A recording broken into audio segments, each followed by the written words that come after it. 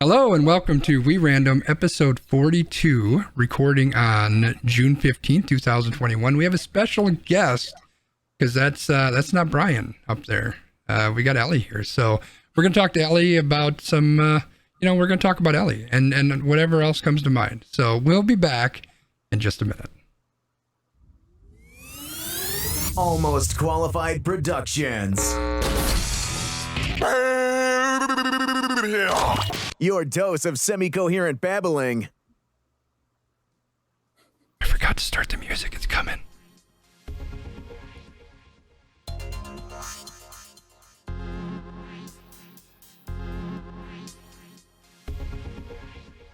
Hello, and welcome to We Random. I'm trying to talk like Brian, and I know I'm failing really badly because Brian's normally the one that does the intro. Anyway, I'm not gonna do that. Thank you for joining, everybody. We have a special guest here. Elly is here. For those who are not commoners, who are, what's the word? Regulars. That's the word I wanted. It's a good thing that I talk and write for a living. Those who are regulars, you notice that Brian's not here. Brian is on vacation. He's hanging out in the mountains in somewhere, Kentucky or North Carolina or something, having beer and sitting by the fireplace. But we are joined by Elly. Hello, Elly.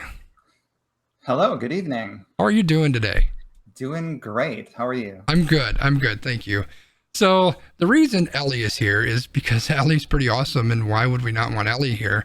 But Elly is going through a very interesting time in her life, and it seemed like it'd be a kind of a cool opportunity since we had a couple empty podcasts. Last week we didn't have a podcast, and this week we didn't have one set up, and I thought I would offer Elly to come on, and maybe this could be part of her journey. And I don't want to dig into any of that too awful much.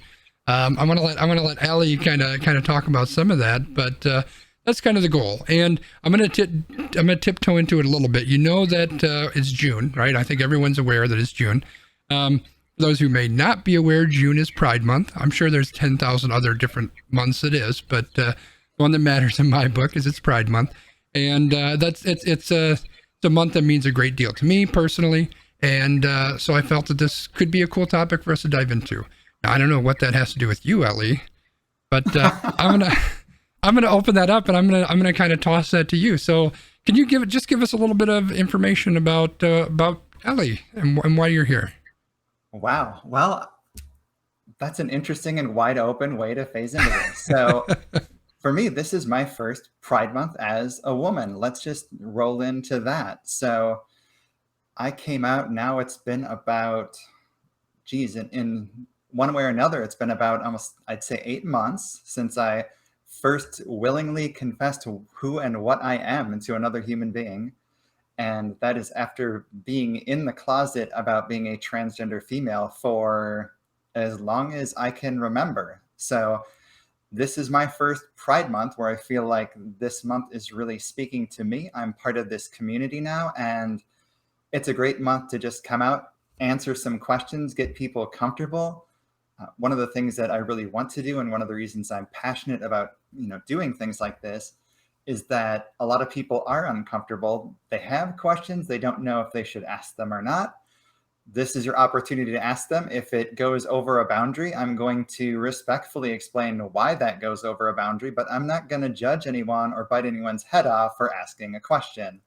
And I'm hoping if everyone's honest and asking good questions, we should cross the boundary line at least a couple times. I'm a relatively open book, but even so, I will do my best to point out things you probably don't want to ask the average transgender female. At the same time, I'm going to throw up a flag here and just notice that, when it comes to being a woman, I'm less than a year old. I guess that makes me an adolescent in this accelerated universe, but I will not pretend to speak on behalf of even the whole trans community, and certainly not the whole LGBTQIA plus community. I'm still learning a lot, but I really appreciate anyone who asks questions. And everyone who's here, because understanding each other is the first step to really diving in and getting comfortable. Yeah, I think it's a great point. It was one I was going to make as well, right? Is, I put it up over right there. Ask your questions. That's kind of why we're here, right? I wanted to open this up to Elly and give her a platform. Yeah, I always point the wrong direction, so I have to feel it out a little bit. I felt passionate about giving Elly an opportunity, since this is really, really, really early in your journey, at least your public journey, as I understand it. And I don't want to speak for you, but I figured this would be a cool opportunity for you. I know that the people who hang out in chat here and watch the podcast is an open and inviting group. In fact, we already got a hello, welcome, and congrats on coming out. So I figured this would be kind of a cool opportunity. So one thing you did say, though, that I want to ask a question about is you mentioned that you've been transgender as long as you can remember. Yep. So, and again, I'm going to reiterate, ask your questions, be respectful, because if you're not respectful, I'm not going to read your questions. So, that's easy. But ask your questions. That's the important thing. So the question I have is how, I can't imagine this is a good answer, but how did it feel not feeling like you're you? You know what I mean? Like if you're going through life, you're not 12 years old. So this was quite a lengthy journey where you felt you weren't you. Like, what is that like? It's really interesting, actually, that you bring that up. It ties into a lot of topics that go with, it's part and parcel of being transgender. We've got this stuff called gender dysphoria that we have to deal with, and that's kind of a separate thing that I can talk about. But I'd say most of all, it felt like I was playing a role, and I got really good at, I guess, confusing myself, hiding some things from myself. Even to the point where I've had my first, and I'm going to say it was a positive repressed memory to recall, but it was a repressed memory. But for all my life, I've been playing a role, and I've been playing it so well that nobody saw this coming. There's no one I've spoken to who had a clue about what was coming or what I was going to say, even though I kind of set the stage and built things up whenever I'm coming out to someone like that. My mother didn't know. My brother didn't know. He was really blindsided. Best friends, no one saw it coming. And you get really good at acting. But I will say, now that I've come out and I've transitioned and am going through the process of transition, there's a few things I've noticed that I didn't notice before. I always had kind of a hidden self-doubt in myself. And it only occurred to me, like, randomly about a month after I first willingly came out to someone, that it made a lot of sense. How can you have a lot of self-confidence when you're not yourself? Yeah, for when sure. You're presenting this face. It was really an interesting thing to notice. Like so many transgender people, I've wrestled with things like depression my whole life. And I convinced myself for a while that this was all a grand phase, that I had gotten over being trans, despite the fact that even after I had thought I had gotten over it, most nights when I was going to bed, I was really wishing that I'd wake up and be fully woman. It's remarkable how you can fool yourself, but that's kind of what the experience has been like. Yeah, it's kind of mind-boggling to just imagine not being able to be yourself for all that. Because I think everybody, quote unquote, fakes it till you makes it, right? Like everyone does that to a degree, right? It's, I got that big meeting with the boss, and for an hour I've got to pretend I know what the hell I'm talking about. I never do that because I always know what I'm talking about. Chat, come on now. Maybe I'm going out on that date and I got to be, my best person. Like everybody kind of has that, but to do it constantly that long has to be difficult. Does it feel? Let me not lead the question. How does it feel now that you are yourself? It's hard to describe to anyone who hasn't done this, but you feel kind of light. You don't have to pretend, especially now that I've come out even to more people and gotten to live my life basically full time, including work, which is wonderful. It's like just peeling off the little bits of this role that I still have to sometimes play. And because I haven't legally changed my name or changed my gender marker, which is really complicated. We can get into a little bit of Wisconsin politics on your side there about that one. because even though I live in a different place, I was born in Wisconsin, unfortunately, so they get to control my birth certificate. Mm. So there's still some times when I have to be who I was instead of who I am. And it's funny, sliding into that role feels awkward now. But when I'm me, when I'm hearing my right name and my right pronouns, it is amazing. It's hard to explain. I would imagine that it's got to feel extra bad sliding into the old you, right? Like, and it's like I finally escaped that prison, that person that I wasn't, and now for whatever stupid reason, now I have to pretend to be that person again. That's got to be like, I can't imagine that that's a very pleasant thing. It's not painful at this point of the transition. Okay. I know a lot of transgender people feel differently about that, which is where you get into like the intense topic of dead naming and things like that. For me, that's not as intense. The old name doesn't hurt, at least not now. It's more about being myself and all the benefits of that. For me, the real dysphoria comes in and things I notice about myself. I'm my worst critic, and I'm my biggest source of trouble in that regard. But yeah, it's funny how I can slide into that old role, feel how weird and silly it is, and then slide out again and be like, well, that was interesting. That's just part of how it works now. Sure. So even though that is a role I played, a lot of it is still me. And a lot of it was me. It's not like I was playing a complete different being, but a lot of important things couldn't come out in that person either. Sure, that makes sense. So I'm going to turn this and make this all about me, because that's what I do, Chad. So you kind of mentioned something there about kind of the in-between where you're kind of at right now, right? Because you're just kind of starting to come out, and you and I had an exchange. Elly and I work together, by the way. I don't know if I was supposed to say that or not. We work together. But we had an exchange today where your email address at work is your old name, but you just reached out to people recently and, came out. I hope I'm not spoiling anything by saying that. And so I needed to include Elly on an email, and I send her a message, and I'm like, hey, like, your email still has this name. Like, how do I loop you into this chain? Like, there's going to be confusion there. So I'm sure I'm not the only person that's kind of run into that, and I'm sure you're running into that as well. How are you dealing with that? So first of all, that email went out to, and I'm just going to say, it's amazing how many people 15 years in a company. I think I sent that email to about 200 people. Holy smokes. I'm still missing people. So it's been really funny thinking about like how big of a pain in the butt the logistics are of just getting the name out.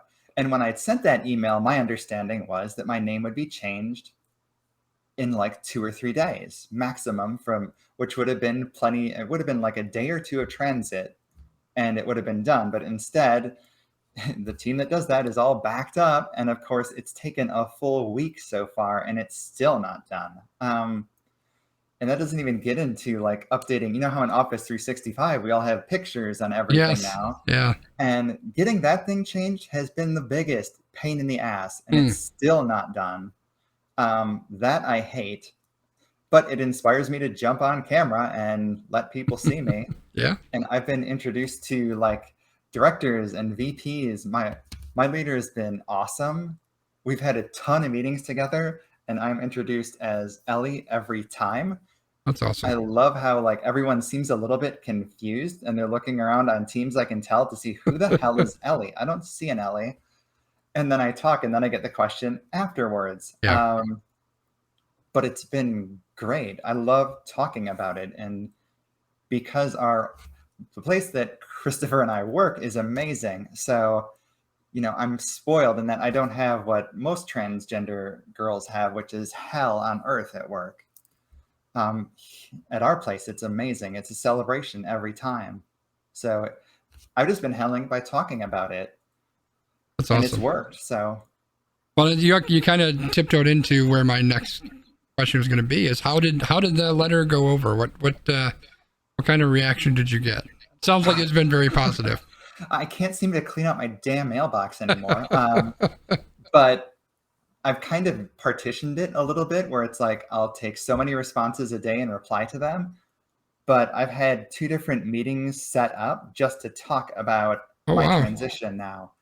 And I invited everyone in that email chain to reach out to me if they want to talk, if they want to understand. And so far, I've had 2 different people set up time where I'm just going to be talking to them about this stuff. And I guess in that way, I'm an ambassador, although I would not, again, I'm not a representative of Sure.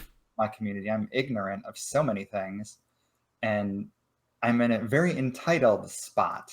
And I recognize that. And that's another topic I should talk about. Maybe not at this moment, but we need to get back to white privilege and the white male privilege experience, because Yeah. it's been really interesting to reflect on how much that had to do with me not coming out. Oh, okay. Very interesting. So let's kind of wrap this up then. So work, it seems to be going okay. Oh, yeah. You mentioned your family. Then everybody was surprised. I think you mentioned your brother struggled a little bit with it. So Yes. so how about the outside of work stuff? As much as you want to share, how has that transition been going for you? Well, really, because of COVID, there hasn't been much going on. Fair. I have come out just to one friend from childhood, because I thought about this and I read some really funny posts, and I've got a few transgender mentors who just reminded me, you're not obligated to come out to everyone who ever knew you, nor are you obligated to explain yourself to every person you meet or even every doctor you meet. Um, so I've only come out to the people that really matter, to the relationships I want. Um, so most of the childhood friends I have go on this trend where they'll call me like twice in a row, and then 3 years later they'll call me twice in a row again. And if I keep trying to communicate, I get nothing. So do I really want to bother? And the answer has been no. There's only been one exception, and that ties to kind of a topic we can talk about a little bit. But yeah, I haven't done a lot outside of work. I'm really looking forward to having the opportunity to, meet up with the transgender community face to face. And as this COVID crap finally dies down, hopefully, knock on your favorite surface. But if that happens, we'll be able to meet face to face a lot easier. I have had some interesting experiences. My first time going out as Elly was to go to get my hair done.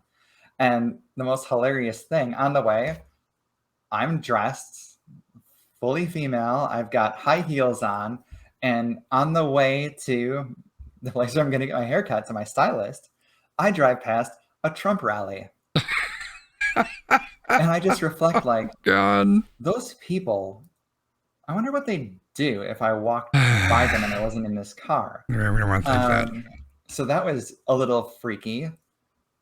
And anyone who's like from this area, in the Schaumburg area, knows that the Trumpsters were gathering on the corner of Gulf Road and, oh crap, I forget which road it is, Meacham maybe? And they have this group with loud horns and flags and what you'd expect. And it was just so weird, so surreal driving past that. And then I get to my stylist and she's awesome. So that was a lot of fun. The other outside of work experience that was great was getting my first tattoo ever, with someone who is totally cool with it. It is a completely transgender based tattoo. So little aside why I did that, it's really, when you're transgender, there's so much that's not in your control. And my body is one of the things that, for the most part, is not in my control. And getting this tattoo was my opportunity to kind of assert who I am over this instrument of the body that I'd had really nothing but trouble with and negative thoughts about in so many ways. And now I've put that mark down where it's also kind of a line in the sand with myself, where it's like, I'm marked, that's permanent, I'm me, and I'm not going back. So that was the other big experience. Nice. We had a couple comments in the chat. First, freaking Trumpers. So I think we can all agree on that. And the second one is asking if the tattoo is viewable. Can we see the tat? Well, it's on the back of my neck. We can try this. All right. I mean, it's not scandalous. Well, there you go. That at all? Yeah, I can't quite read it. So what it says is, if anybody knows DNA, XY is male. It says XY female, Ah, okay. because that's what I am, and there's no denying it. Thanks to good old daddy, I was born with an XY instead of the XX that I wanted my whole life. But that's part of who and what I am. And I put that on the back of my neck so it always be there. There's some other kind of personal reasons I won't get into as to why it's placed there. But yeah, that is me. And I wanted that tattoo. And actually, it's funny. One of our coworkers helped me kind of flesh out the idea. Nice. Super cool.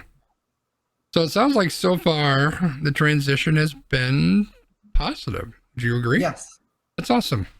So what hasn't gone well, or what are those scary things, or what are the things that maybe you haven't experienced yet, or the things that you know is going to be part of the journey, but maybe you haven't gotten to that part of the journey yet?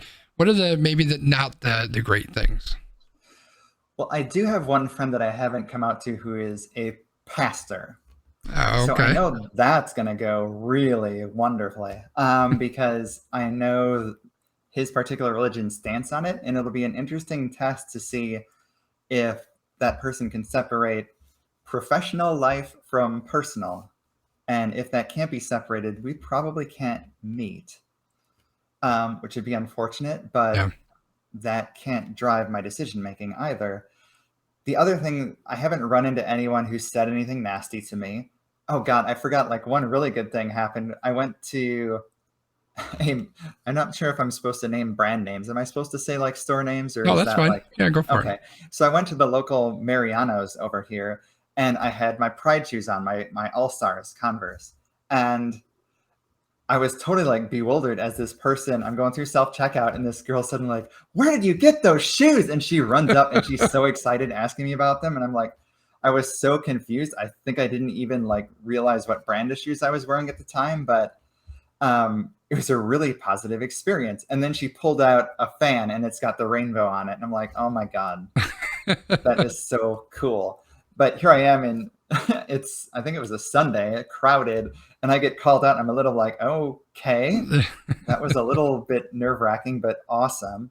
So that was cool. I haven't run into the negatives like I mentioned, but yeah, I wanted to call that out specifically. Yeah, that's awesome. It's cool when you get that support from unexpected, completely random places, right? It just adds to the positiveness of what you're doing too, which is great. So there's another comment in the chat who says anyone who doesn't accept you for who you are doesn't deserve to know you anyway. Which I think it's fair. That. I think that's fair. All right. So I think we talked pretty exhaustively around the coming out process and that. So I'm gonna dive into the crazy stuff because this is always what's on people's minds. Oh, lay it out there. The body dysphoria. You mentioned that body dysphoria and medical options and that kind of stuff. You don't have to go into the super details, whatever you're comfortable with, but what is kind of, how do you wrap your mind around all of that? And for those who may not be familiar with body dysmorphia, I might say that right. Dysphoria. Dysphoria. Thank you. There's two different things. So what how does that manifest for you, and how do you work through that? Yeah, and I'm glad you put it that way, because dysphoria is different for different people, but it's kind of a deep dissatisfaction to the point of like it's more than a discomfort. And I'm going to tie it to something that's not even like bodily first, because my first experience with dysphoria, when I didn't have a word for it, was when I was probably in second grade, as then a little boy wanting to buy She-Ra toys and going to the pink aisle at Toys R Us and feeling incredibly judged and uncomfortable. I remember that specifically. And dysphoria in general is this feeling of being wrong physically. The body doesn't match who you are. And if you've never experienced it, I really can't take you there. It's beyond loathing. It's beyond like thinking you don't like how you look. It's something more uncomfortable and more upsetting. And it still triggers, like, little dumb things can trigger it. And anyone who's born male, hair is probably the biggest pain in the ass for transgender girls to deal with. We can deal with it, at least those of us who have the cash to do so or the insurance to cover it. But for a lot of transgender girls, there is no way out except constant shaving of everything. When it comes to, and let's get to it, surgery time is what a lot of people don't understand how involved this is and how many things you can get into. But to kind of go top bottom, there are surgeries to like correct your face, to feminize it more. I haven't looked at that yet. There's obviously breasts. So they put us on hormone replacement therapy, which will kind of taper down your testosterone, raise your estrogen, and get you kind of base leveled correctly. There's a few other medicines you get. I'm not going to get into the pharmaceutical side. I don't think most people care that much about it. But unless you're really lucky and you start at a very young age, that stuff doesn't do what a normal woman's body would do during adolescence. So you get to breast implants, which not just any implant will do. You've got to have someone who knows how to deal with transgender. Our bodies are a little different. It's a different situation. Then you get to like all the kind of standard things that a lot of girls do, which is the tucks, the liposuction, all that crazy stuff. And the one surgery that I know is on everybody's mind is the big one, which is, of course, what we call gender reassignment, which includes basically taking out the boy parts and kind of changing them to girl parts to stay kind of high level. I don't want to gross anyone out, but that process is a bear of a process. The recovery time, if you want to do it the way that I want to do it, is probably 2 or 3 weeks in the hospital just to start with. And then with the different not so fun things you have to do to get your body accustomed to this, it's probably more like a year or two to full recovery. Because if you think about it, your body is going to freak out quite a bit because it's not used to being configured the way that you're configuring it. And there's a lot of stuff you go through neurologically. And one of the things that I read about that at first I didn't understand, but now I think I do, is that when a transgender woman goes through that, most of the time we're not celebrating. It's not like, hooray, it's done. It's more like, thank God that's over. It's more of a relief, but it's a lot of pain. It's a grueling surgery. The recovery road is really, really long. But that's the price we have to pay to get where we want to go and to get past this dysphoria and finally feel completely lined up, not to even get into all the romantic side of being able to actually physically express love as a woman completely. And that's kind of the surgical overview of everything. And to give like one other thing about the bottom surgery, which is what we call the big one downstairs, I guess you'd say, is that the scheduling takes a long time.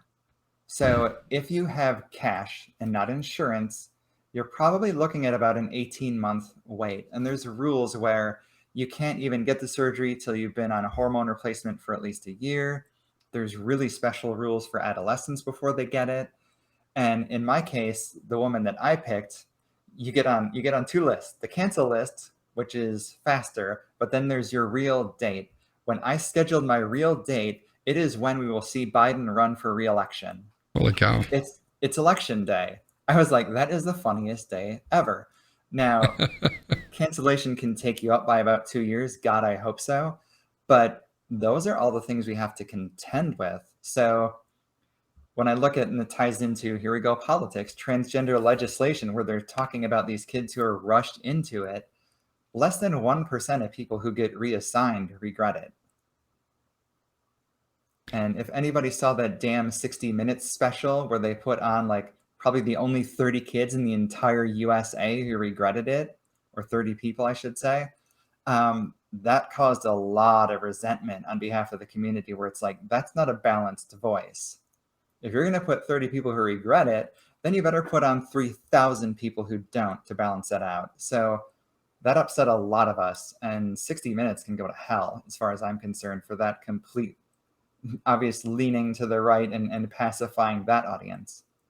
Yeah, I didn't see that show, but as you're walking through that, a couple of things came to mind. So first of all, it's important to remember that this is just people trying to become who they've always been, but physically they haven't been, right? And I think back to there's a streamer that I watch, and I was going to mention their stream at some point anyway. If you're interested in these types of conversations, and in my head I always use the wrong damn pronoun, so I'm going to speak very carefully, so I hopefully don't do that. They do a lot of amazing shows, and their name is Lumirue, Lumirue, I believe. Lumi does great stuff, and they had top surgery. They're non-binary, born female, and kind of just like what you had mentioned is this isn't while definitely they were celebrating to a degree, it was the relief you could see on their face was palpable. It's like, this is not my body. This is not the body I want. I just need to get my body. And when they were able to do that, I mean, you could see the weight release from them. And, the other thing that I was thinking as you're talking is, you know what, chat? We almost made it through a whole podcast without me dropping an F-bomb. But you look at these fucking people who are talking about, oh, well, that's just a guy who wants to go in the bathroom with the teenage girl. Like, nobody's like, get the fuck out of here, man. That's not what this is, right? This is people who are trying to just be who they've always been, but they haven't been able to completely be, right? And listening to you describe that and all the different things you have to go through and the hoops you have to jump through and, the medication and all the stuff beforehand. It's not like you just go down to the clinic and they, bust out a scalpel and they, chop suey things around and say, okay, you're done. Congratulations. That's not what this is, right?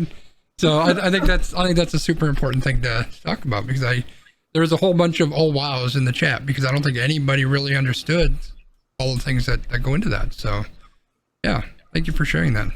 I know that's not the most comfortable topic, but I think it's the one that, and we had this conversation before where, like, that's the one where a lot of people's mind goes to first, right? Is oh yeah, the physical part of it. Yeah, and it's important. One thing I want to point out, not every transgender female will get that surgery. Absolutely. And just a caveat, I'm an open book. That is not a question you would ask a transgender woman, is what surgeries are you going to get? You can ask me anything, but if you meet someone out on the street, don't pop that out. Unless, just think about it as this. If you're a guy, that's like walking up and saying, so how big is your penis? Probably not the way you'd want to break a conversation with another man. So I'd say when you're meeting someone who is transgender, stay out of their pants. But it's totally cool here. Yeah, that's fair. That's why I always carry a picture with me just in case. Anyway, moving on. So you gotta have proof, huh? Emily did say that she'll never think of chop suey the same way ever again. That's probably fair. Thanks for that lovely metaphor, Christopher. I haven't had chop suey in so long, and now I don't know that I'm ever going to. So another thing that I think is interesting from my perspective, and this is, I think, something that people struggle with, because it's gender and sexuality. There's kind of maybe-ish a link, but they're different. They're two completely different things, right? So, like, what? I guess I'm just going to kind of leave it kind of open-ended. I'm not necessarily asking you what your sexuality is, but like, how would you kind of explain how that plays into things for people who maybe have that same scrambled head thing when it comes to those two? Well, yeah. So one of the things that I realized, I don't know exactly when it was, maybe a couple months in. I know I'd started talking to my therapist already because this was a funny topic and we were enjoying this conversation as it went. When I first came out, I assumed that I was going to be a lesbian, that I like girls, that was that, done is done. And I could kind of tell my therapist knew better than me on this topic. But what I found is that I am going through an adolescence. I am going through self-discovery, because one of the things that I was doing when I was so strongly tied to this role is not exploring, not even considering the opportunity or the options. And I don't know exactly what word I would put to my sexuality at this point, because it's complicated. I am most commonly physically attracted to women. However, I have found myself getting crushes on guys too. And when we get back to that little memory I talked about, Mm. I'd like to go into a little bit more detail on that. But basically, it occurred to me that, wow, I had my head up my ass a long time about sexuality. And I don't know right now if I am just bisexual or if it's more complicated than that. Because one of the things I realized is it's different depending on, what gender I'm attracted to. With females, I'm very physically based. I don't know if that's because of, growing up as a boy and a guy looking at girls all the time, or if it is something else. But the guys I've had crushes on, I don't care about how they look. In fact, the first like crush I had on a guy was someone that I'd never seen. It Oh, was wow. just voice chat for a tabletop game. And, God, he wanted to see the link of this now. I can't really share it, I suppose. Because he'll be like, is she talking Surprise. about me? But yeah, so I don't know if that means I've got a little bit of pansexual where it's really not related to gender or physicality sometimes. It's confusing. And I guess I'll take a card from my friend Gabby Tuft, who used to be a, a WWE wrestler who is transgender as well and transitioning, where she doesn't take on labels when it comes to sexuality. And I think at this stage of the game, I probably shouldn't try either because I'm still figuring it out. And I don't really know where it's going to end up.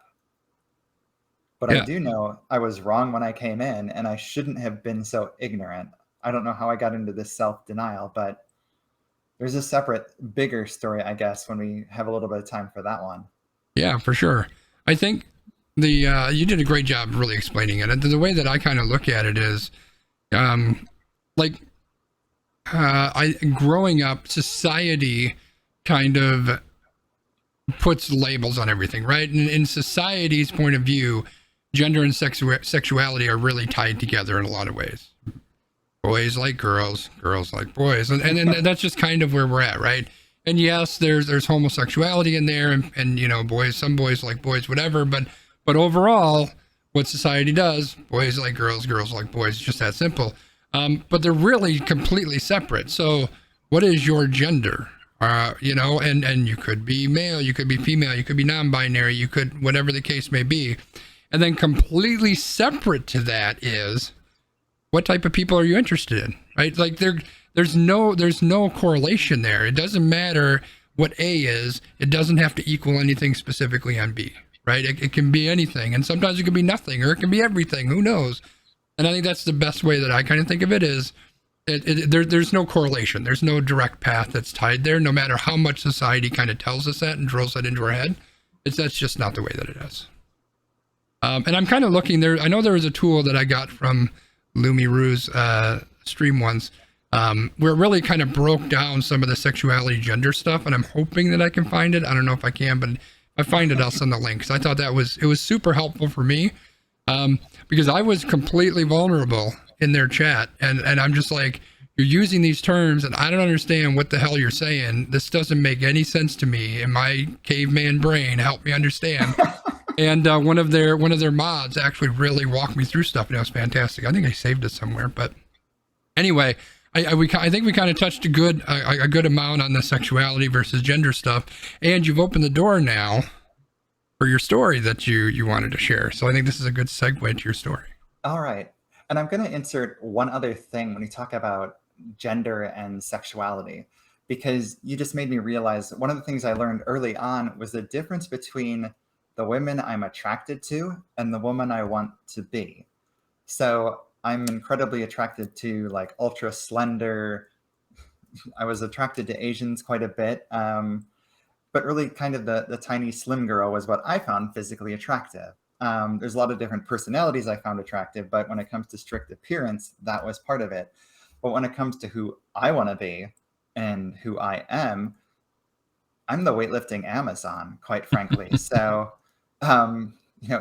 it's not hard to tell who works out and who doesn't. So transgender for me isn't about being that prototypical, stereotypical Barbie doll kind of shape. I've joked with my therapist about this. I'm going to be the Amazonian, and I don't care about that. That's who I am. I love to work out. I love how it looks. And, at 6'2", I'm never going to be that little girl that I'm attracted to. So it's just a funny thing for me that I had to learn the difference between what I wanted to be for myself and what I was attracted to physically in a woman.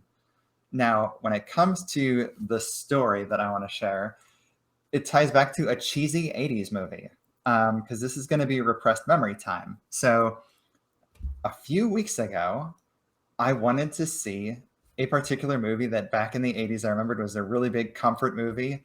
It's not high cinema by any means. It's not going to win any Oscars or anything, but for those of us who remember the movie Mannequin with Kim Oh, Cattrall, hell yes. um, Great show. Not really. I loved that movie growing up, and I rewatched it on I think it was a Sunday night, maybe a Saturday. I don't know. It must have been a Sunday. So I was watching the movie, get through the whole thing, and I realized for the first time how majorly reaffirming it is, because there's parts in this movie, and I'm sorry, I'm going to spoil a 1987 movie. If you haven't seen it, don't watch it anyway. But there's a part in this movie, and I guess I got to give the gist of it. So the mannequin is Kim Cattrall. She is in this kind of cheesy situation where long ago she made a wish to not be married to basically this horrible person who's going to take away her freedom and her chance to invent and do all these things. And she was sent through time in different ways. And in the story, she is a mannequin who can only come to life when the main character sees her. Otherwise, she is frozen into mannequin form whenever anybody else does. And the part that I found most reaffirming and really interesting as a transgender woman is after he falls in love, inevitably they fall in love, of course, he puts her on a motorcycle and drives her around, and she asks him, are you sure you're okay with this? And he says, absolutely, you've been cooped up in that store too long. Besides, who cares what other people think? And I realized from a personal standpoint, that hit me really strongly as a transgender female, where I'm really nervous about my appearance. And quite frankly, I wonder as I come out, what are my realistic romantic prospects now? And it was just really nice comfort dialogue there. And I thought that was cool. But the repressed memory comes in where the last song cues in and it's Starship, Nothing's Gonna Stop Us Now.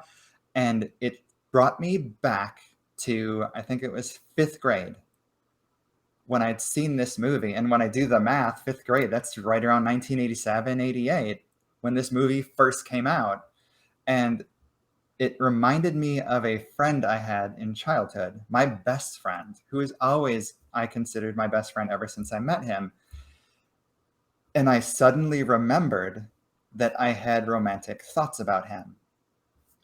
And as I reflected on it more, it was shocking for a few reasons. Number one, I'd never really encountered a memory that had been repressed. So I can say that it's like going into a closet, pulling a box out and opening it, and you're right there again, feeling exactly that feeling as if no time has passed. And what I also found shocking is it's the first person I ever had romantic thoughts about that I really knew. And I was like, okay. So the first person I could say that I really loved was a man, a boy, at the time. I mean, by the time it was romantic in my head, we were probably only in 6th or 7th grade. And I was thinking about this. And it tied me into the thoughts I had back then, where it was like, if only I could be the woman that I want to be, then I could have all of this. And it wasn't my first transgender memory by any means. That goes back to when I was like 3 or 4. But it just struck me that I had somehow put this on a shelf, and I think it was right around when I was 20, I finally put this away and gave up on it. And I'd only remembered it over 20 years later. And that was really an intense feeling. It was a mind-blowing, really, because I'd always been of the opinion that these repressed memories, that's all just nonsense crap. But here I came across one that was healthy and positive and really fascinating, that it had been there all this time. And it's still there. And we'll just have to see what happens now. I'll just say it that way.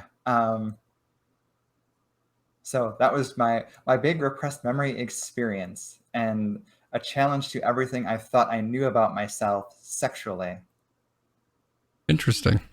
Amazing how you knew without knowing so early in life. Interesting. It's amazing what you can deny. Yeah, that's true too. So I was just going to touch on one more thing that Sure. kind of fits into, why it took so long to transition, is just because I kept thinking about everything that would be at risk, everything I'd have to give up. And only after I had come out to someone and had a few weeks to think about it, did I realize that everything I was clinging to, almost everything I was scared of, I didn't want to be bullied. I didn't want to get, ostracized. I didn't want to get treated as an outsider. I didn't want to have, problems with a career and things like that. And it occurred to me one day, it's like, I didn't want to give up white, cisgender male privilege. And I kind of fell on that because I'd always wondered when I had conversations with another coworker who's an African American, I always understood what white male privilege was all about and what I got in it. And I didn't know why some other people didn't know everything they got until I realized after transitioning, of course I knew. I was the most active player in maintaining white male privilege you could ever find.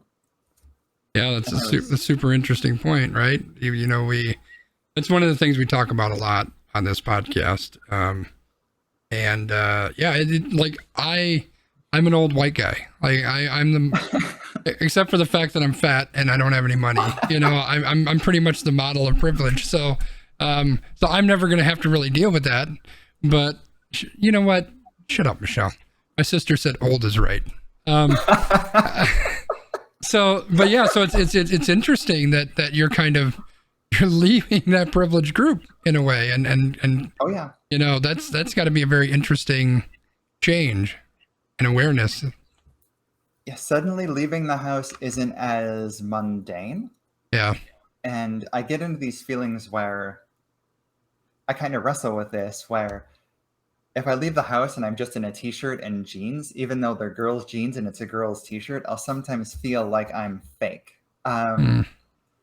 I forget the term of that, but imposter syndrome, I guess, would be part of it, where I just feel like I'm not getting out there enough. But again, my mentors are just reminding me, you're not like a social warrior 24 hours a day, dude. Right. You go out, you dress. If someone brings it up, you deal with whatever you deal with. So that's another kind of funny thing that comes in it. And I have had like 2 different times where I was pulled over, where I wonder now, looking backwards, I got to thinking, if I was an African American, how would this have ended? Yeah. How did it gone? Like one time I got pulled over in northeastern Wisconsin because I was driving on a street at night without my front lights on because the street was so brightly lit. I had been on the phone talking to my son at the time, and I hung up and didn't remember that I turned my lights on when I pulled over to speak to him. And the police officer pulled me up, we had a laugh, and on I went. Would it have been like that if I was an African American? I don't know. Yeah. And there's so many examples of things that don't go that way, right? And again, that's something we talk about here a lot. But I haven't been pulled over a lot, but there's times I get pissed off when I get pulled over, and I know that's a privilege thing, but I get pissed. I'm like, the fuck are you pulling me over for, dude? And I'll get snippy with them, and it's just like, oh wow, yeah. And then I sit back and I think, well, you know what? That's totally a privilege thing, right? Because a lot of people can't. We've got black people in this country who have to teach their children, if the police pull you over, keep your hands on the wheel and don't talk back, and make sure you don't reach for anything, et cetera, et cetera. Like, you have to teach your kids how to not get killed. And I'm over here running my mouth like an asshole. But, those are the things that I think it's important. And that's why we talk about it so much on here, is because they're things that a lot of people just don't even think about. Right. And these are experiences. And I know that you're a very brilliant person. And I know that you're aware of these things. I'm pretty sure I know the person that you talked to at work that you mentioned. But even still, now that you're going through this, you're seeing things and saying, wow, yeah, that things are different. Even somebody in your position, which I think just speaks volumes for how many people that are out there that just don't understand it. A lot of them don't want to, but even if they wanted to, I think a lot of people just flat out don't understand it. Yeah, and you mentioned like my position, and that's something I want to call out too. Part of the reason that I can get on shows like this and talk, and I want to do this more, is because yes, I traded away a lot of years where I could have been out as a female, but I got something back for that. There's no way I earned what I earned today.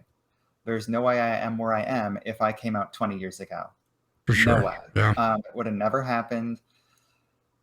It was a different environment. There were all sorts of slurs out there that were just considered hilarious back then. But yeah, it would have never occurred. And when I look at like the kids who are transgender today who are coming out so young, a lot of their reward for that and the price they pay is poverty. Yeah. They get thrown out by their parents. They live on the streets.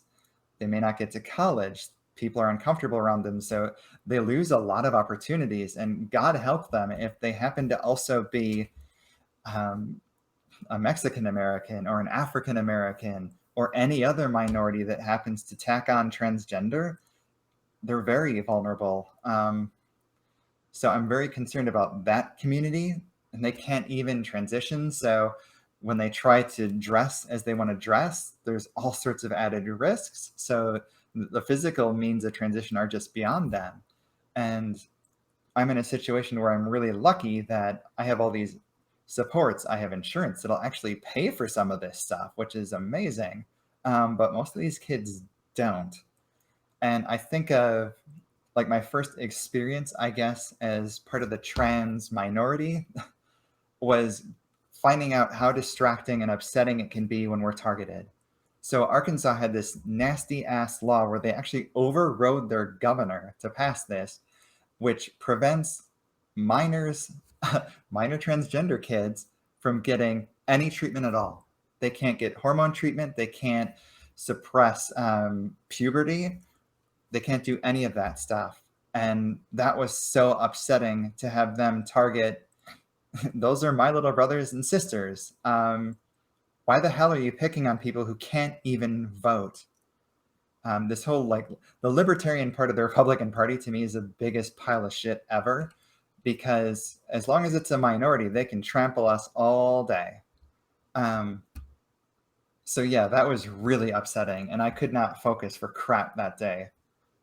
Yeah, it's insane. Like they just continue to grow their umbrella, right? You know, this week it's the black people that we hate, so we're just going to hate on them and make it hard for them to vote, and you know, not pass any laws to make sure they don't get killed when they get pulled over for going 3 miles an hour over the speed limit. And let's just stretch that out a little bit, and we can hate on the women too, because you know we don't want them to make as much money as we do. And let's push that umbrella a little bit more. And now we got the gay people, and now we got the transgender people, and now you know it's the whole thing is just irritating. It's just anybody that's not me, right? The old white guy. That's all we care about. The old white guy. Let's just take care of them and forget everybody else. And it's disgusting. And I'm a pessimist, so I don't see it changing. But you know, hopefully people like you, Elly, can make a difference, because I'm not going to. I'm just going to bitch about it and piss people off. Well, part of my big hope is that giving people a name instead of a label will really challenge that. It is easy to think transgenders are freaks, or that we're after, I don't know, their daughters or something, whatever the hell the case might be. Yeah. But it gets a little bit more complicated when you know one of us, and damn it, when you start to like us as people and find out that, hey, you know, we like the same crappy football teams you do. Go Bears. Or things like that. That should really fire up your Wisconsin audience. You get a check mark for the Bears dig automatically. Hey, yeah, no, enjoy your wins over us. We're a very generous city. We just want to help you guys out. So, so we have a question. Can I ask how you chose your name? Is there a story or a connection to Elly? Now, Elly is actually shortened, but I'll leave that to you. Sure. God, I want to go into the full name now, if that's okay. Go for it.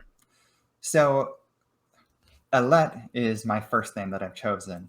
And it actually was a name that I just chose based on kind of an online moniker. I've gone online as Elly for as long as I remember. Ever since online was a thing, I was Elly somewhere or other. It was beautiful getting to be me, and I think that fed into the ongoing drive to finally out myself completely. But it's a name, Alette was a name I thought I made up. And then I looked into it, and it turns out that it's not made up at all. It's actually a French name. And there's also, I think, like an English version as well, but I like the French meaning more, which is, it stands for torch, but it is a girl's name, and that's what it means. And I had my first brush with feminism after I came out, because I was looking at my family tree, and it occurred to me that all of the women in it came from nowhere as far as the family tree is concerned. They just show up. They married some guy. And if they happen to get married off, well, it kind of vanished too. And it pissed me off when I looked back at my great-grandmothers and thought, like, who are these women? I don't know anything about them. I know a lot about their husbands. Why the hell is that? And because I didn't want them to be forgotten, I learned whatever I could, which in some cases wasn't a lot, but I'm taking the middle name from one great-grandmother, Hannah, and my last name comes from another great-grandmother, Bosch. So Alette Hannah Bosch is going to be my full name, and I'm trying to learn all I can. With my great-grandmother, whose last name was Bosch, that's a lot harder to do because she died of scarlet fever with one of her babies. It's a weird and sad thing to have happen, and unfortunately, I'm not sure what I'm going to be able to learn about her. But I'll try to learn whatever I can from whoever is left who can tell me anything about Emma Bosch. But that was really important to me, that these women live on, that I do anything I can to remember them, and that I bring their name back in what way I can. So that's why I picked this name and where it comes from. That's cool. Yeah, I think that's a really, really good point. If you, I'm by no means a genealogist, but it kind of seems like the lineage of a family tree really follows the name, right? Like that's they're tracing back the name, and the name generally, traditionally, comes from the male side. So it's the males that you kind of follow back. So yeah, I think that's a really, really good point, because there's a hell of a lot more people, and that family tree spreads outward a whole lot more than what you see on paper, where it's very, very linear. So yeah, that's a really cool point. All right, I want to beckon back really quickly, because I said I was going to look for this tool, and I found it. So I've got an image for you, and I'm going to share the link. So here's the link in the chat, and here is the image, which I'll put on the screen. I was all ready for this, and then he just kept talking and talking and talking. All right, here we go. Holy shit, that's huge. That's what she said. Anyway. All right, there we go. So it's the gender unicorn. And this is beckoning back to when we were talking about gender versus sexuality versus all the different things. And the link I put in the chat, you can read a little bit more in detail. I wish that it was a little bit more like overall explaining, but really what the point of this is and what it's trying to do is demonstrate that there's differences between all these different pieces that make everybody up, right? So, and we talked about a lot of this. So there's gender identity. We talked about gender identity. We talked about kind of physically, emotionally attracted to, more physically attracted to, but who you're physically and emotionally attracted to really are different scales. They can be different things. I mean, Elly even spoke to that to some degree too. Your gender expression is something else entirely, right? You may feel one way, but express yourself a different way. And then your sex assigned at birth could be completely different. And the interesting about this, and this doesn't really, I don't know that this shows it too clearly, but this is a sliding scale. It's not binary, right? It's not X's and O's. Well, it kind of is. It's not yes and no, right? It's not, one extreme or the other. It's a scale, right? So you may feel, and it can be a sliding scale too, right? There may be days where I might feel 20% female and 80% male, or there may be days where I'm 100% male and I'm going to eat raw hamburger, and I feel 0% female, or whatever stereotype you want to throw into there. Like this can be a sliding scale. And yes, for some people, it probably doesn't slide a lot, but it can slide. And I think that's an important thing to realize as well. So I think this is a really cool diagram to really show you all the different pieces that tie into things. Because again, going back to what I said earlier, is society teaches us that it's very, very much binary, and it's very, very much linked who you are and who you're attracted to. And that just ain't the case. And this even exemplifies it even more by saying, look at all the different things that feed into this. So I think it's kind of a cool tool. I don't know if you've seen this one before, Elly, or not. I haven't seen the unicorn, but I have had kind of a crash course in all the different colors of the rainbow that can be out there. And when it's physically attracted, I would point out that it doesn't necessarily mean how people look. Because I find, like, in my own case, I'm incredibly attracted to voices where that can really, really get my attention. A good case in point was someone that I didn't even know was agender, but that person presented themselves that day anyway as what I would call kick-ass female with awesome long black boots with the huge heels and just a really cool look. And that's actually the piercing artist who I'm going to be going to at some point. And they are agender, and they have this incredibly interesting voice that I didn't look at first, so I didn't see them. And I just heard the voice. I'm like, wow, that is a kick-ass voice. And I turned, I'm like, oh, that's who it is. So yeah, there's different kinds of physical attraction too. Yeah, kind of the way that I look at this, and I'm not going to say that this is the right way. I've got the definitions they have right here, so I could probably read it and see if I'm doing it the right way or not. But the way I look at it is that orange piece right there is who do I want to invite into my bedroom? That red piece there is like, who do I want to hang out with and have a conversation and get to know and watch Shakespeare in Love with or something, right? That's the way I kind of look at it, is who emotionally do I get invested with, and who do I just, maybe I don't care what you have to say. Let's just do what we came here to do and move on, or whatever the case may be. That's kind of how I look at it. And that's not, they don't always have to be the same either, right? Like you could very easily just say, like, I romantically can't get involved with this person, but I'd be okay spending the night with this person. Certainly that's possible too. Again, very, very fluid. Cool. So some people don't really want to get physical with anybody, so that's true too. Or don't want to get emotionally involved. Like there's a limit for me. As soon as it gets to that, we need to talk about marriage stuff. Like, we're done. We're done. That's it. We're out of here. Cut it off. It's been nice knowing you. So you have an avoidant romantic personality, huh? I guess I have something. I have a don't tie me down personality. All right, so we're closing in an hour. Actually, I think we might be over an hour. So I just want to just kind of open it up and see, is there anything we didn't touch on that you wanted to touch on, or anything you wanted to just monologue about? Wow, I think we covered so many different things now. I should have been taking notes as to what we actually covered, but I can send you the recording. You'll be good. I think we've covered everything that I really wanted to talk about. I'd say, like, one of the things that I learned early on is it's important to have some tool or some means to really drive myself to reflect, because that's just so important in life. We don't sit and process and think nearly enough as a society. And I started getting into journaling, where I get this great opportunity to kind of talk to myself, and then I can look back in the future and see what I was doing today and be like, oh, wow, I had an interesting day, and God, did I learn a lot since then. But yeah, that's just one of the things I wanted to talk about, and just encourage any questions. I don't know if there's anyone sitting on a question that they weren't sure of, but fire away. And if there's anything that you're not comfortable throwing into chat here, feel free to funnel it over to Christopher in some other means, and yeah, I can get an answer back to you one way or another.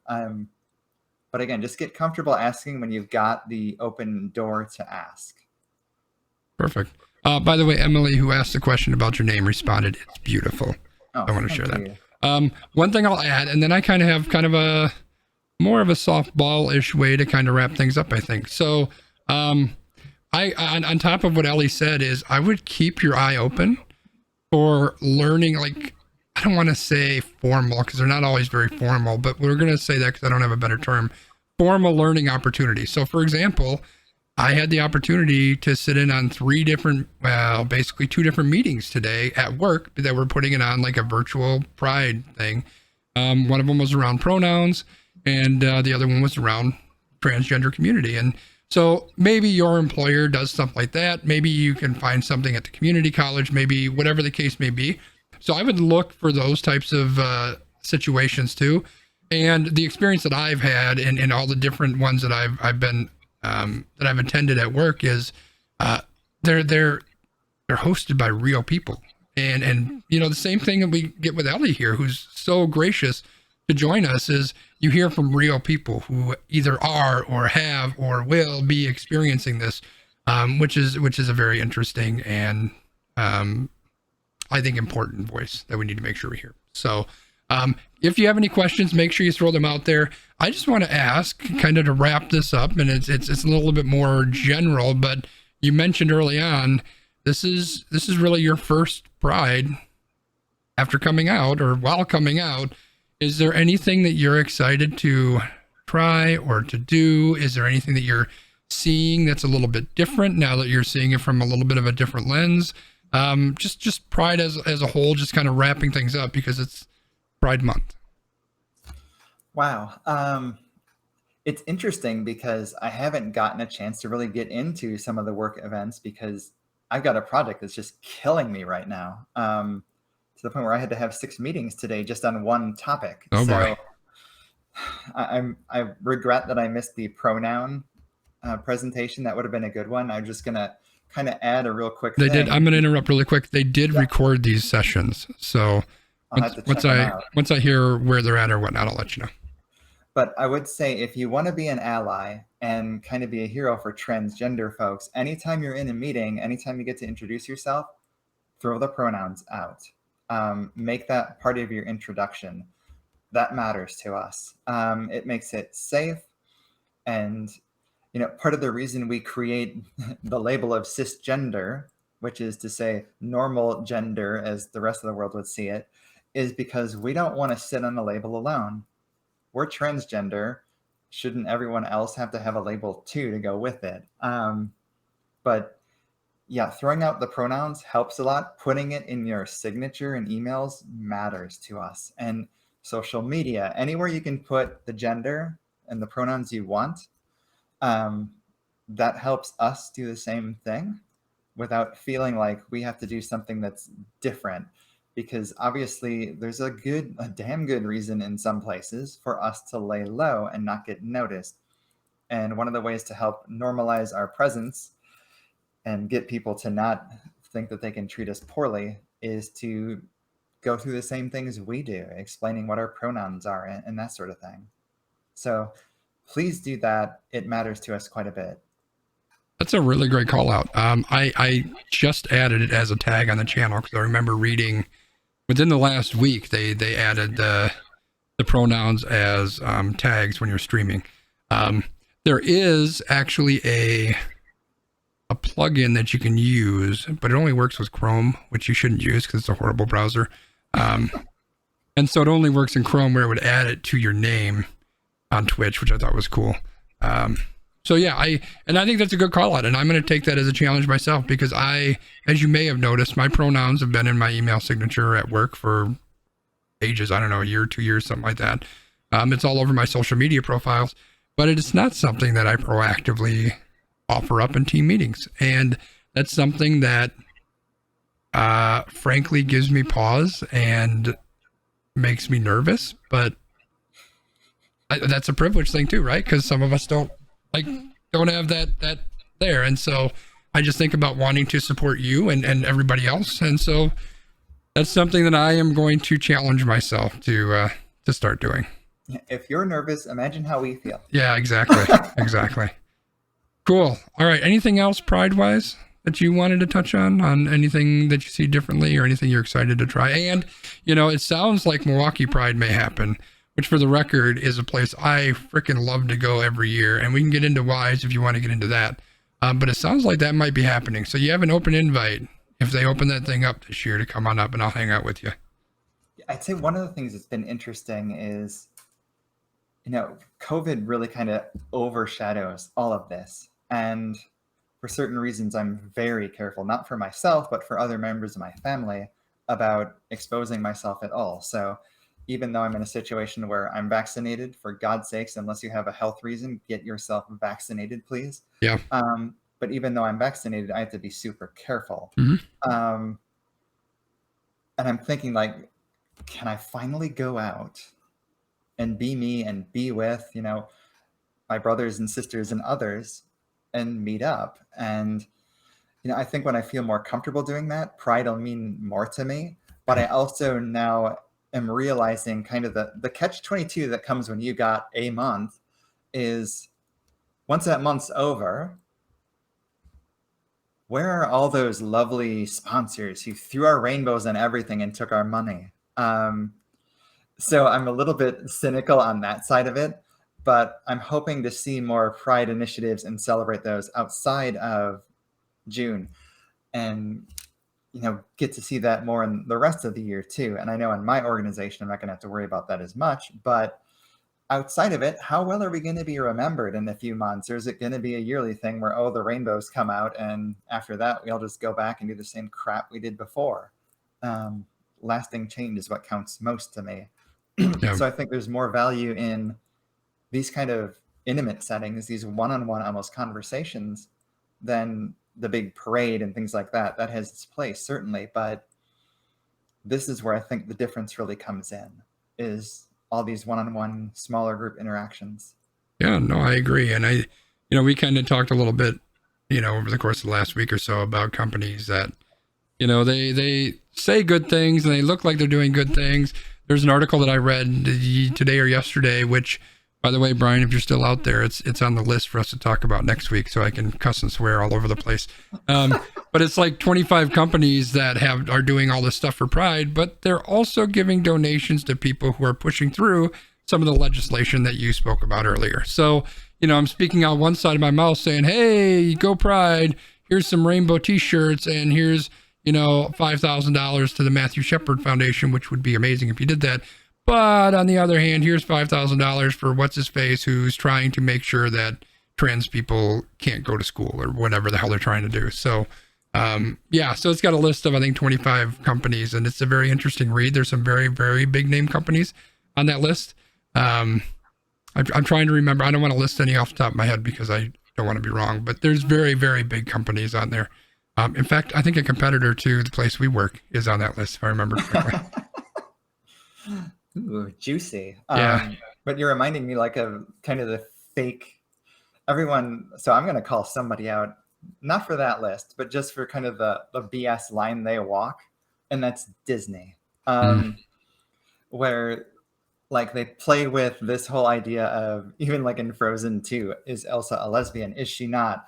That company does not have the courage or the guts to make that kind of move, but they'll tease it. Right. And then you get into like Star Wars, where some no-name characters in the background shared a lesbian kiss. And by the way, they edited that out of the Chinese version. Money, money, money.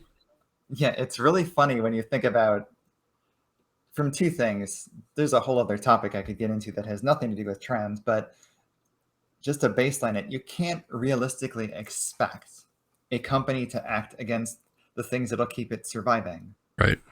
And unfortunately, that's the reality we're in. We have to deal with this kind of stuff ourselves and be discerning and make some decisions about what we're going to do and what we're going to support. Companies aren't going to do that for us unless you give them the choice between, quite frankly, live or die. And then maybe they'll do something. But it's hard for them to move away from the Chinese market. And I understand that. I don't expect miracles, but don't play with me then. Yeah. Don't even flirt with that stuff. If you're not going to be authentic, that just makes it worse somehow to me. Yeah, I think this is a great it's a great reason why representation is so damn important, and not just representation on the screen, right? So I can see a trans person on whatever TV show, NCIS or whatever's on TV anymore. but the first thing that came to mind was Apple, who by all means is not a perfect company, but you have somebody who is a gay individual who heads up that company, and you see them doing a lot more things in that space than what a lot of other companies are doing. And I think that's representation, right? That is Tim Cook at the top of that, like probably the most popular or profitable, or what's the word I'm looking for? Expensive, whatever company in the world, or right near the top, at least. Amazon may have passed them, but you have that person sitting on top, and now all of a sudden his values are very, very important because he's the one that everybody looks up to. And that's why representation, not just in the LGBTQIA plus community, but Black people and women and, Asians, every group, that's why representation is so important, because you're getting people in those positions of power or just in upper echelons of companies, period. And all of a sudden they can start to shake things a little bit. And let's not get started on politics. We need to kick out all the old white guys, because there's a reason why all the fucking laws benefit old white guys. It's because everybody in Washington is an old white guy, right?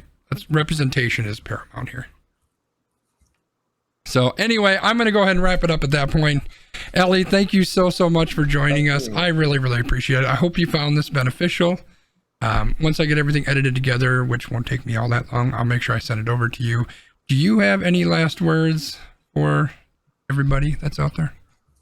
I just want to say, number one, thank you for being part of this. Thank you for the questions.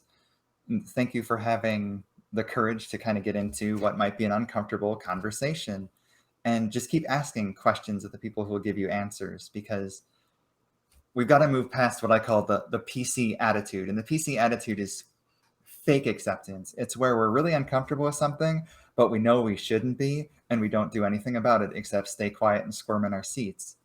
We only get past that by being honest, and I think that goes a long way. So please continue. I challenge everyone to get out there and embrace the things you're uncomfortable about. Be a little bit scared. Reach out to the people who really need your help and need that acceptance, and get to know us, because we're your neighbors. We're right down the street. I'm part of the transgender team, which is apparently only about 0.6% of US adults that we know about, but there's a whole lot of folks out there who really could use some acceptance and some love and attention, and you'll feel better for it, and your life will be better for it. So thank you. Very well said. I'm going to tack onto that and say, it's a lot of us find ourselves in places of privilege. I talked about the fact I'm an old white guy. I'm not rich, but I'm an old white guy. And so that gives me a point of privilege, right? And I think we need to use those points of privilege as much as we can to speak out. And hell, even if you're not in a point of privilege, we can still speak out about it. Find a way to speak out safely and to have your voice heard. And we need as many people to speak up about these things as possible. That's why every week, if you come by here on Tuesday nights, it used to be Friday, now it's on Tuesday nights, you'll hear Brian and I just yelling from the raft. Okay, I do the yelling. Brian's a little bit more, reserved, but we're yelling from the rafters and having our voice heard to know that, this shit ain't right. And so we need to make sure our voice is heard. And that means even giving your pronouns on work meetings when it feels uncomfortable. So I'm gonna do that starting tomorrow. That's my vow. I will hold you to that. All right. I'm gonna start up the music, and I'm gonna talk about our goodbye stuff. As a reminder, this is normally Brian's part, so I'm gonna screw this all up. But we got the socials on the link up there. So we are live on Tuesday nights here on Twitch at around 8 o'clock Central Time, 8 p.m. Central Time, after our wrestling show. If you want to watch it after we record it, I do upload it to YouTube, hopefully by the end of the week. We also are on anchor.com, anchor.fm/WeRandom. You can find us there on all your favorite podcast apps. Look for We Random, W-I, very clever name. We Random, you'll find us on there. And then you can also find us on our socials. I am at Sconzi everywhere, Twitter and Facebook and the Instagram thing and all of that. Brian is Landmark MKE. He's not here right now. Elly, do you want to share social media stuff? I don't know if you've got that out there. I'm still setting it up, honestly, so I'll have to get back to you with that. All right, so we'll get Elly's socials a little bit later. And then the last thing is Almost Qualified Productions, which is another very, very great name. If you weren't aware, you can find us at AQ_PROD. And that's all we got for tonight. We will see you back here next week, Tuesday, 8 p.m. Central. Elly, thanks again. Thank all of you for being here. Bye-bye, everybody. Thank you.